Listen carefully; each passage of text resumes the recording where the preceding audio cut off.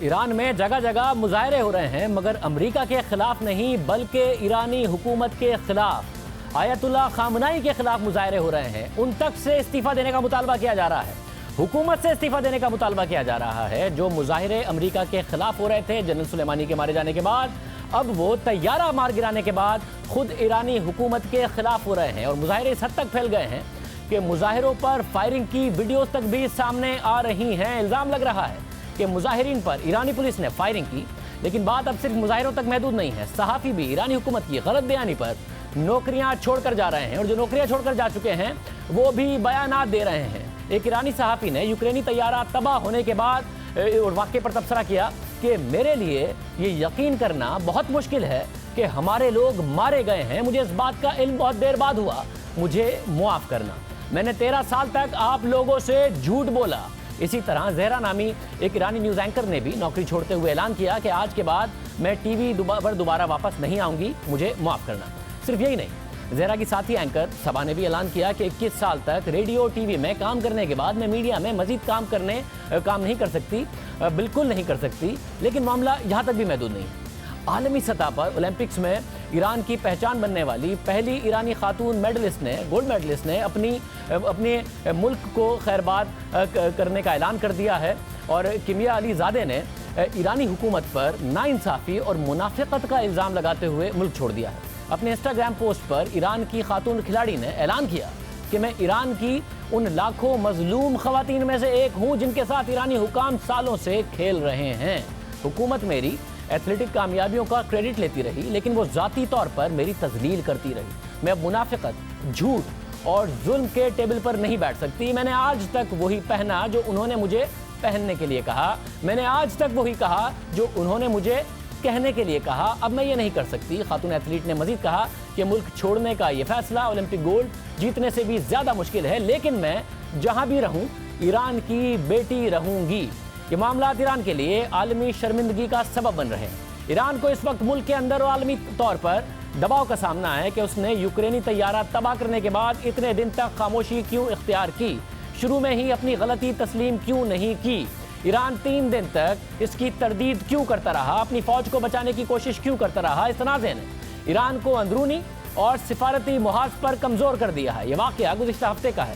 General Qasim سلیمانی کے مارے جانے کے بعد 6 دن پہلے ایران نے بدلے کے طور پر امریکی بیسز پر حملہ کیا، جس کے کچھ دیر بعد یوکرینی طیارہ ایران کی فضائی حدود میں تباہ ہو گیا۔ اس طیارے میں سوار تمام مسافر مارے گئے۔ اس واقعے میں 176 ہلاکتیں ہوئیں، جن میں 82 ایران کے شہری، 63 کینیڈا کے شہری اور 11 یوکرینی شہری سمیت برطانیہ، سویڈن، جرمنی اور افغانستان کے شہری بھی شامل تھے۔ اس واقعے کے فوری بعد اہم مغربی ممالک نے دعویٰ کیا کہ یوکرین کا طیارہ ایران کی طرف سے داغے گئے میزائل سے ہی تباہ ہوا ہے، لیکن ایران واضح طور پر یہ تردید کرتا رہا کہ طیارہ میزائل لگنے سے تباہ نہیں ہوا ہے، بلکہ کسی ٹیکنیکل مسئلے کی وجہ سے یہ حادثہ ہوا ہے۔ مگر امریکی میڈیا نے بھی اس شبے کا اظہار کیا کہ ایران نے یوکرینی طیارے کو غلطی سے مار گرایا ہے۔ ایران پر دباؤ بڑھتا چلا گیا۔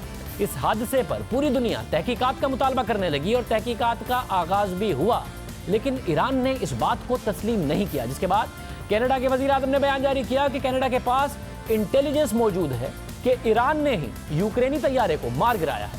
معاملہ آگے بڑھتا گیا۔ امریکی صدر ڈونلڈ ٹرمپ نے بھی اس واقعے پر بات کی اور کہا کہ انہیں شک ہے کہ ایران نے طیارہ غلطی سے مار گرایا ہے، لیکن ایران بضد تھا کہ طیارہ میزائل لگنے سے تباہ نہیں ہوا ہے۔ تحقیقات ہوتی گئی، اہم ممالک اس تحقیقات میں شریک ہوئے۔ مغربی ممالک کے نمائندے ایران گئے اور واقعے کا خود سے جائزہ لیا۔ اس واقعے سے متعلق ثبوت سامنے آتے رہے، ویڈیوز سامنے آتی رہیں، جس کے بعد ایران نے تسلیم کیا کہ اس نے ہی یہ طیارہ مار گرایا ہے۔ ایرانی انقلابی گارڈز کے جنرل نے اس غلطی کو تسلیم کرتے ہوئے معافی مانگی اور کہا کہ انہوں نے فوری طور پر اس واقعے سے متعلق اعلیٰ حکام کو بتا دیا تھا۔ یعنی ایرانی جنرل کے مطابق انہیں اس واقعے کا پتہ تھا، ایران تردید کرتا رہا۔ ایرانی جنرل کے اس بیان کے بعد یہ سوال اٹھنے لگا کہ ایران کو پہلے دن سے ہی علم تھا کہ طیارہ اسی نے گرایا ہے، تو وہ 3 دن تک غلط بیانی کیوں کرتا رہا، اس نے کور اپ کی کوشش کیوں کی؟ مگر ایرانی جنرل نے وضاحت دی کہ ایسے معاملات میں تحقیقات ہوتی ہیں۔ ساتھ ہی ان کا یہ کہنا تھا کہ انہوں نے حکومت کی فضائی حدود بند کرنے کی تجویز حکومت کو دی تھی، جس پر کوئی ایکشن نہیں لیا گیا۔ اس بیان سے تاثر پیدا ہوا کہ ایرانی حکومت کے اندر اس معاملے کو لے کر اختلاف پایا جاتا ہے۔ بہرحال اس واقعے کے بعد ایران دفاعی پوزیشن پر چلا گیا ہے، عوامی رائے کو اپنے حق میں کرنے کی کوشش کر رہا ہے، کیونکہ ایرانی جنرل نے یوکرینی طیارہ گرانے کا یہ جواز دیا کہ جس شخص نے میزائل داغا تھا اس کے پاس صرف 10 سیکنڈ تھے یہ فیصلہ کرنے کے لیے اور اس نے ایک غلط فیصلہ کر دیا۔ ایران کے اس دعوے کے بعد ملک بھر سے احتجاج ہونے لگے، سڑکوں پر مظاہرین کا رش ہے، نعرے لگ رہے ہیں کہ ایران کے حکمران نااہل ہیں، مذہبی رہنماؤں کو باہر نکالا جائے۔ ایرانی حکومت مظاہرین کو مطمئن کرنے کی کوشش کر رہی ہے۔ آج ایرانی صدر حسن روحانی نے یوکرینی طیارہ تباہ ہونے کے واقعے پر خصوصی عدالت بنانے کی تجویز بھی دی۔ اتنا زیادہ دباؤ اس وقت ایرانیوں کی طرف سے ہے۔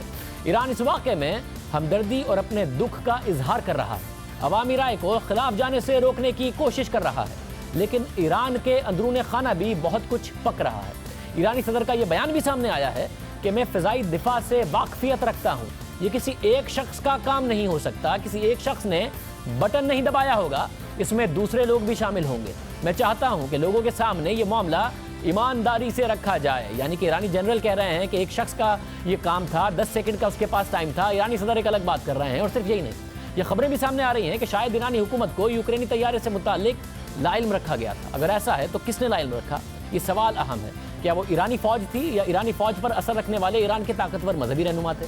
اس حوالے سے اب تک کوئی اہم پیش رفت سامنے نہیں آئی ہے، مگر قیاس آرائیاں ضرور ہو رہی ہیں۔ معاملہ جو بھی ہو، سوالات اٹھ رہے ہیں۔ ایران کے اندر اس وقت مذہبی رہنماؤں اور ساتھ ہی حکومت کے درمیان اختلافات کی بھی خبریں سامنے آ رہی ہیں، اور یہ سوال اٹھ رہا ہے کہ جو ملک نیوکلیئر طاقت بننے کی کوشش میں مصروف رہا ہے، اس نے پورے مغرب کے ساتھ 40 سال میں اس کے لیے لڑائی لڑی ہے، وہ اس بات کا ہی نہیں پتہ لگا سکا کہ جس طیارے کو وہ امریکی طیارہ سمجھ کر میزائل داغ رہا تھا، دراصل وہ طیارہ ایران سے ہی کچھ دیر پہلے ایئرپورٹ سے اڑان بھر رہا تھا۔ اس واقعے کے بعد 3 دنوں تک ایران تردید کرتا رہا کہ اس کے میزائل سے یہ طیارہ تباہ نہیں ہوا، مگر ثبوت سامنے آتے رہے اور ایران کو اپنی غلطی تسلیم کرنا پڑی۔ لیکن ایران کی اس غلطی میں سب سے زیادہ ایرانی شہری ہی مارے گئے، جس کے بعد 3 دن سے حکومت اور سپریم لیڈر آیت اللہ خامنائی کے خلاف مظاہرے ہو رہے ہیں۔ ایسا لگ رہا ہے کہ اس وقت ایرانی حکومت کو امریکہ سے نہیں بلکہ خود ایرانیوں سے خطرہ ہے۔ امریکہ جو پہلے سے ایران کے مظاہروں کی حمایت کر رہا تھا، اب وہ اس مہم میں مزید متحرک ہو گیا ہے۔ خود امریکی صدر ڈونلڈ ٹرمپ ٹویٹ کر رہے ہیں اور فارسی میں ٹویٹ کر کے ایرانی عوام سے مخاطب ہو رہے ہیں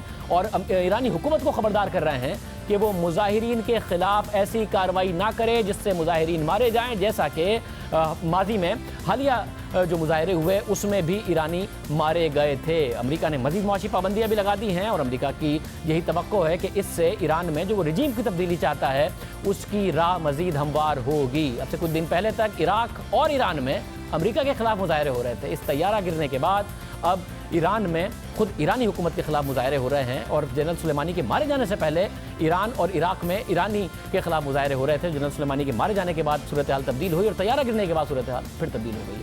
اجازت دیں، اللہ حافظ۔